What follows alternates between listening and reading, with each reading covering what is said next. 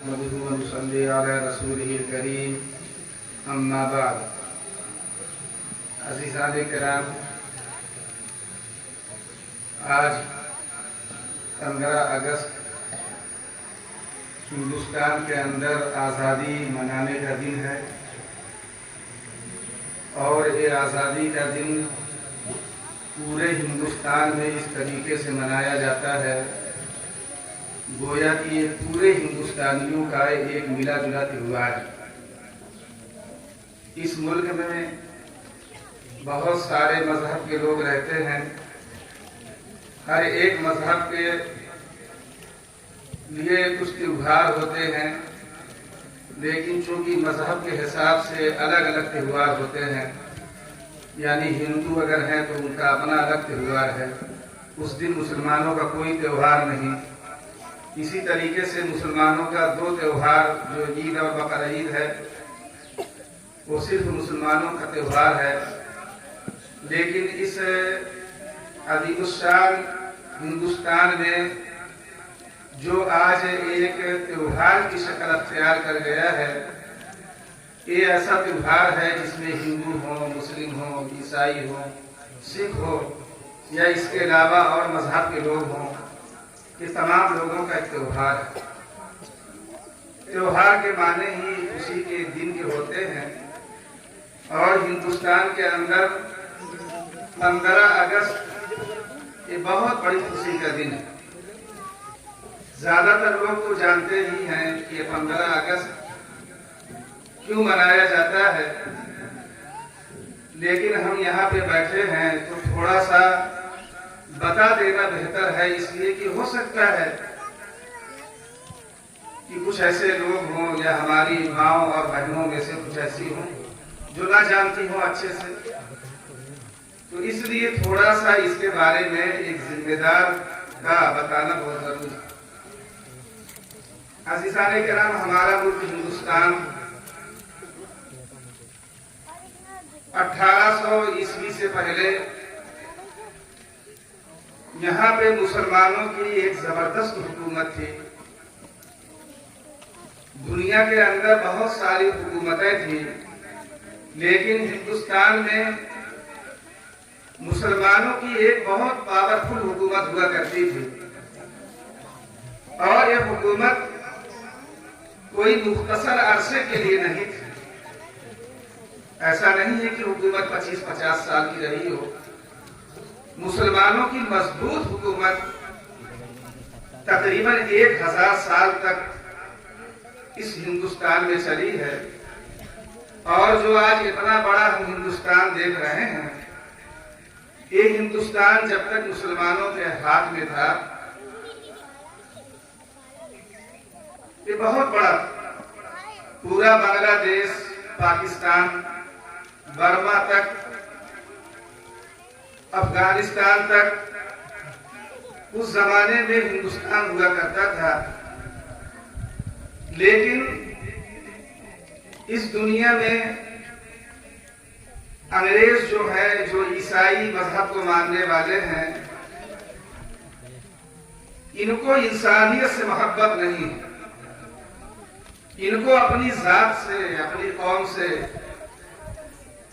मोहब्बत तो है, लेकिन इंसान से मोहब्बत नहीं।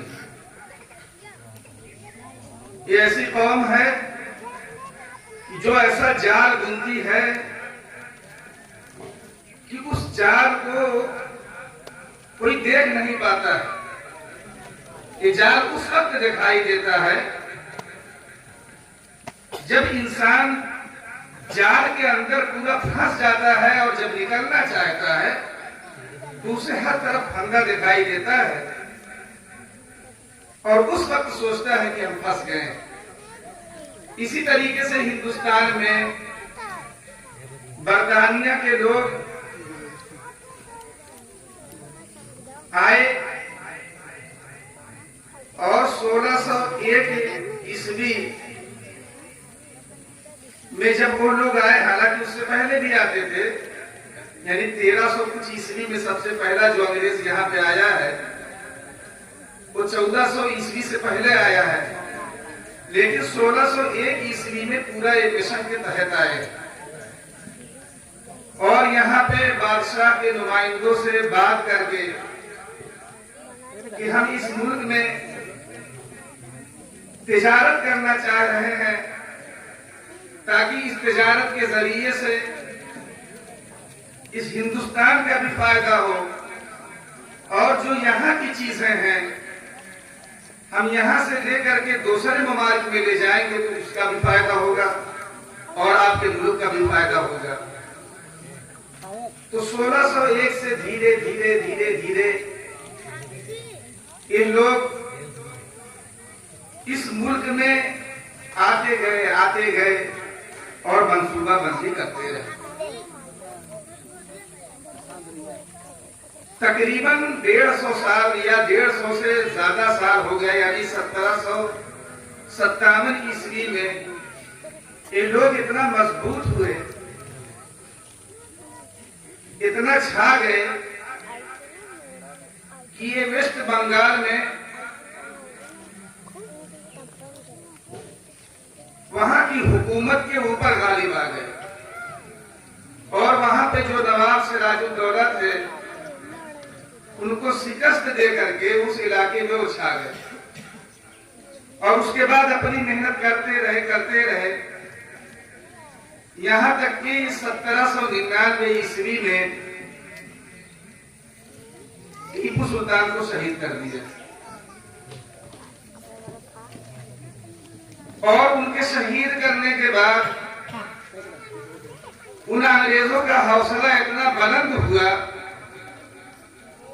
कि उसी वक्त उन लोगों ने कह दिया कि जो इस हिंदुस्तान में सबसे बड़ा मुजाहिद था, अंग्रेजों को जिससे सबसे ज्यादा डर थी, हमने उसे शिकस्त दे दिया। अब वो तेजी के साथ अपने मिशन को बढ़ाते 1803 ईस्वी तक वो लोग दिल्ली पहुंच गए और दिल्ली में जाकर के 1803 ईस्वी में अपने झंडे को फहरा दिया। इस तरीके से यहाँ के मुसलमान मुजाहिद खास तौर से, उसके अलावा और हिंदुस्तानी जो दूसरे मज़ाहिब के हैं, मगलूब होते गए और अंग्रेज अपनी शातिराना चाल से, अपनी चालाकियों से, अपनी मक्कारियों से, या ये कह लीजिए कि अपने जहानत से वो लोग 1857 ईस्वी में इस मुल्क पर मुकम्मल तौर से कब्जा हासिल करके इस मुल्क के हुक्मरान बन गए और जिस दिन वो हुक्मरान बने कि हमारा मुल्क हिंदुस्तानियों के हाथ से निकल करके अंग्रेज के हाथ में चला गया और हमारा इतना बड़ा मुल्क हिंदुस्तान उस दिन से गुलाम हो गया। हम गुलामी की जिंदगी में आ गए, लेकिन कुछ मुजाहिदीन थे, कुछ मुल्क से मोहब्बत करने वाले थे। इतनी मजबूत हुकूमत, यानी अंग्रेजों की अब 1857 में जो हुकूमत कायम हुई वो एक मजबूत हुकूमत हो गई। उसके मुखालिफत में कुछ कहना, कुछ करना, अपने आप को इस दुनिया से अलविदा कहना था। यानी वो जानते थे कि अंग्रेज के खिलाफ लड़ने का मतलब ये है कि हमारी गर्दन उड़ा दी जाएगी, हम फांसी पर लटका दिए जाएंगे, हमें जेल में डाल दिया जाएगा, हमारे घर वालों को शहीद कर दिया जाएगा।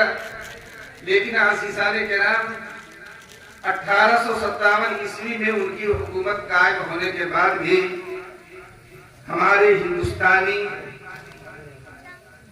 अपने हिंदुस्तान के लिए उसी तरीके से लड़ते रहे और लड़ते 1947 में जा करके इस मुल्क को अंग्रेज के हाथों से आजाद करा दिया। और जिस दिन अंग्रेजों के हाथ से ये मुल्क हिंदुस्तानियों के हाथ में आया, वो दिन 15 अगस्त 1947 था।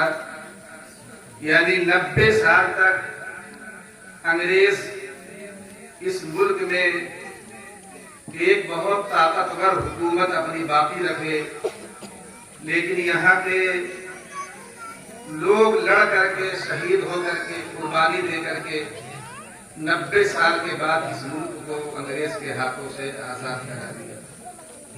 लेकिन आज़ीज़ान किराम, आजादी का कुछ मकसद होता है। आजाद कराने के बाद हम हिंदुस्तानी आजादी के मकसद को भूल गए।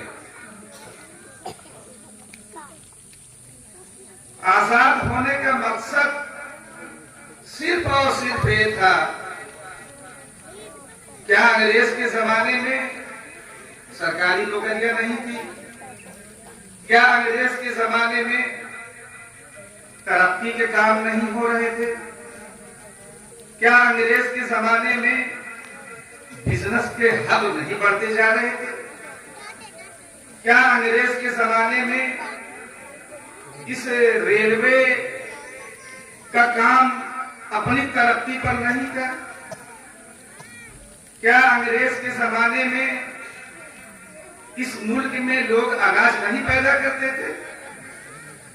क्या अंग्रेज के जमाने में इस मुल्क के लोग दूसरे मुल्क नहीं जाया करते थे? आज़ीज़ाने किराम, तमाम चीजें थी। उसके बाद भी आजादी के लिए अगर लड़ा गया तो उसका मकसद सिर्फ और सिर्फ एक था, और यही होना भी चाहिए कि चाहे वो किसी कौम का हो, किसी मजहब का हो, अगर वो हिंदुस्तानी है तो इस सरजमीन पर उसे आजाद रहने का हक हासिल हो। लेकिन आज़ीज़ाने किराम, इस मकसद को भूलने की वजह से, उससे लापरवाही की वजह से ये मुल्क दोबारा गैर महसूस तरीके से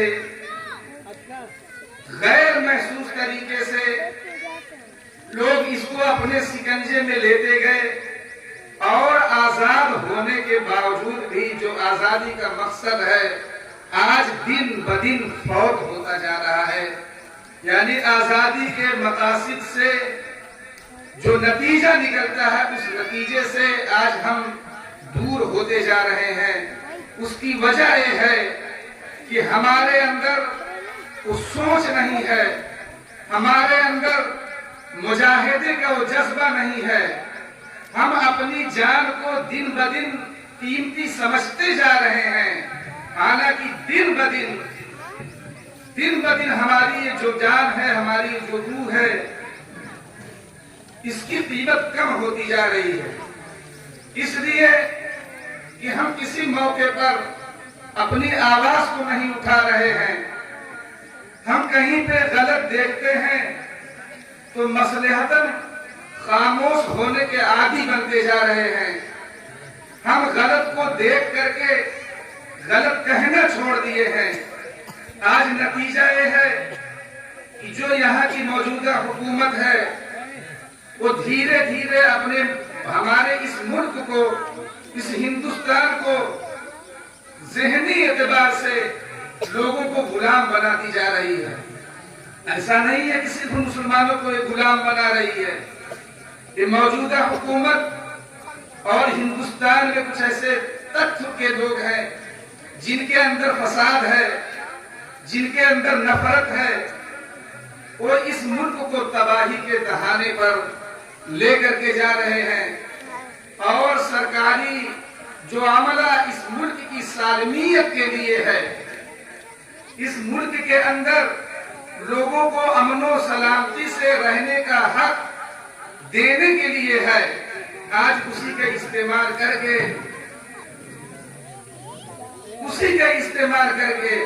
लोगों को डराया जा रहा है, धमकाया जा रहा है, गलत गिरफ्तारियां हो रही हैं, लोगों की जांच हो रही है। इस तरीके से आज़ीज़ान किराम अगर हम हिंदुस्तानियों के अंदर बेहिसी रही तो फिर चंद लोग इस मुल्क पर जमहूरियत के नाम पर हमें फिर से गुलाम बना देंगे। आज हम देखें हर वक्त मुसलमान अपना सिर्फ बचाव की कोशिश करता है, उनके ऊपर आवाजें नहीं उठाता है, उनसे मिल करके रहना चाह रहा है। जो हमारे मुस्लिम जो अकलियत में है, अकलियत के बावजूद भी तादाद बहुत ज्यादा है हिंदुस्तान के अंदर, लेकिन वो अकलियत में है। तो अक्सरियत के कुछ ऐसे लोग हैं कि जो हर मौके पे मुसलमानों को परेशान करते जा रहे हैं। और उसके बाद हमारी मस्जिद जायज जगह पर बनी हुई है, हमारे आबा व अजदाद ने उस जमीन को वक्फ किया है, उसकी आज जांच हो रही है। उससे कहा जा रहा है जिम्मेदारों से इसका पेपर कहां है, इसमें मैक लगाने का परमिशन कहां है। तो अज़ीज़ान किराम ये क्या है? ये गुलामी की तरफ, ये आजादी से गुलामी की तरफ इस मुल्क को ढकेला जा रहा है। उनकी मंदिर है, वो देख रहे हैं, इंसाफ की बातें कर रहे हैं। कहीं पे बंजर जगह देखा, रोड पे, तिराहे पे, कोने पे, उन्हें कहीं जगह नजर आई, खास तौर से अगर वहां पे पीपल का दरख्त हो गया तो एक छोटी सी मंदिर बना ली, हमें कोई एतराज नहीं है। इसलिए कि ये वो लोग यहाँ पे हैं, उन्हें भी अपने पूजा पाठ का अधिकार है। लेकिन आज़ीज़ान किराम जब आप सर्वे करेंगे, गौर करेंगे, देखेंगे तो जितनी मंदिर इस हिंदुस्तान में बनी हुई है तकरीबन 80% मंदिर गैर कानूनी जगह पे बनी हुई है, बंजर में बनी हुई है, ग्राम समाज पे बनी हुई है। जो अवामी जगह है उस पे बनी हुई है। अवामी जगह सिर्फ उनकी नहीं है, अवामी जगह पे सबका अधिकार बराबर है। ये चीज उनको दिख नहीं रही है और हमारे अंदर एहसास कमतरी इतना बढ़ती जा रही है कि हम इसे पूछ नहीं पा रहे हैं। हमें पूछना पड़ेगा, हमें जागरूक होना पड़ेगा, हमें अपने जान की कुर्बानी देनी पड़ेगी, हमें गलत को गलत कहना होगा। हमें जो लोग इस मुल्क को आजाद कराने के लिए फिर से जो नफरत के अंदर गुलाम होता जा रहा है, उसमें जो लोग आवाज उठा रहे हैं, उनके साथ हमें आना होगा। किसी नेता को जो सेकुलर हो, जिसकी सोच अच्छी हो, चाहे वो कोई भी पार्टी हो, हम उसे वोट देते हो या ना देते हो, लेकिन अगर वो आवाज उठा रहा है, लोगों की जो गिरफ्तारियां हो रही है उसके खिलाफ आवाज उठा रहा है, अगर ईवीएम से बेईमानी का चांस ज्यादा है उसके खिलाफ कोई आवाज उठा रहा है, ये जो बड़े बड़े नेता को मौजूदा हुकूमत गिरफ्तार कर रही है, हमारे इस यूपी में खास तौर से समाजवादी पार्टी बहुत मजबूत पार्टी है, उसे जानबूझ करके दबाया जा रहा है। वो अगर हक की बात कहते हैं तो उन्हें बंद किया जा रहा है, उनके ऊपर ईडी भेजी जा रही है, उनको जबरदस्ती गलत इल्जाम लगा करके उन्हें जेल में डाला जा रहा है। तो अगर इस तरीके से कोई नेता, कोई तंजीम, कोई पार्टी आवाज उठा रही है तो हमें अपनी कुर्बानी देनी होगी, हमें उनके पीछे चलना होगा, हमें अपनी आजादी की लड़ाई लड़ना होगा। तो आज़ीज़ान किराम, बच्चों का एक प्रोग्राम है, बच्चे इसमें हिस्सा लिए हुए हैं। तो मैं बहुत वक्त नहीं ले सकता, लेकिन एक बात फिर से कह रहा हूं कि अपने आप को आजाद रखने के लिए अगर कहीं पे दबाया जा रहा हो तो उसके लिए आवाज को बुलंद करना, आवाज को उठाना, उसमें हिस्सा लेना, जैसे हमारी पहले जिम्मेदारी थी। उलमाए किराम ने सर कटाया, बहुत सारे हिंदुस्तानियों ने सर कटाया, अपने परिवार को खोया, तो आज भी जरूरत पड़ने पर हमें ये काम करना पड़ेगा।